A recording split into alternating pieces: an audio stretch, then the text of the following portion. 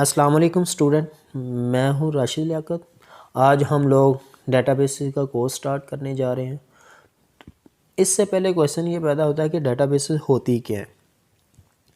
Databases हम लोग start में क्या देखते हैं कि स्टार्ट के अंदर हम किसी शॉप वाले के पास जाते हैं या किसी भी बिजनेसमैन के, ये छोटी छोटी शॉप्स होती थी, उसके अंदर जाते हैं तो वो अपना डाटा जो है अपनी प्रोडक्ट, मैंने कितनी प्रोडक्ट परचेज़ की हैं, कितनी सेल की हैं, कौन मुझसे उधार लेके गया है और किससे मैंने कितने पैसे देने हैं, किससे कितने पैसे लेने हैं।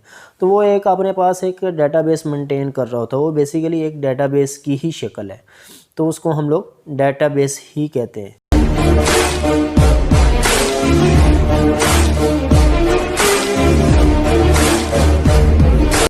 ठीक है। उसके बाद हमारे पास हम लोग डेटाबेस के साथ साथ जैसे जैसे हमारी नीड बढ़ती गई, हम लोग डेटाबेस को इलेक्ट्रॉनिकली करते गए। इससे हमारे मसला क्या था कि रजिस्टर अगर गुम हो गया या ख़राब हो गया तो इस तरह के मसले मसाइल भी हमें पेश आ रहे थे। तो उसके बाद हम लोग मूव हुए किसके ऊपर, एक्सेल के ऊपर। एक्सेल के ऊपर हम लोगों ने डेटाबेस का डाटा जो है स्टोर करना शुरू कर दिया कंप्यूटर के अंदर। एक्सेल के अंदर हम लोग डाटा स्टोर करते थे। उसके बाद जो पहली डेटाबेस हमारे पास आई, एक्सेस के ऊपर चले गए। वहाँ पे हम लोग क्या कर रहे थे, डाटे को सेव कर रहे थे, डाटे को स्टोर कर रहे थे। ठीक है। उसके बाद आहिस्ता आहिस्ता हमारी जो डिफरेंट तकनीक्स हैं, उसकी बढ़ती हुई बिज़नेस की नीड के अकॉर्डिंग हम लोग मज़ीद जो है डेटाबेसेस उनकी तरफ मूव होना शुरू हो गए।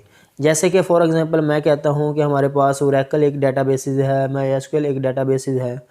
तो डेटाबेसेस की एक्चुअल में डेफिनेशन क्या है, व्हाट इज़ डेटाबेस। डेटाबेस के अंदर क्या होता है कि एक ऑर्गेनाइज किस्म से डाटा जो होता है वो स्टोर होता है, कलेक्ट करके हम लोग उसको स्टोर कर लेते हैं और उसको इलेक्ट्रॉनिकली कंप्यूटर के थ्रू या किसी मोबाइल के थ्रू भी हम लोग उसे एक्सेस कर सकते हैं। उसको हम डेटाबेसेस कहते हैं। हमारे पास जो डेटाबेसेस की दो मेन किस्में होती हैं, जिसके अंदर हम लोग दो किस्में होती हैं। एक हमारे पास होती है रिलेशनल डेटाबेसेस। रिलेशनल डेटाबेसेस के अंदर क्या होता है कि एक टेबल दूसरे टेबल के ऊपर डिपेंड कर रहा होता है।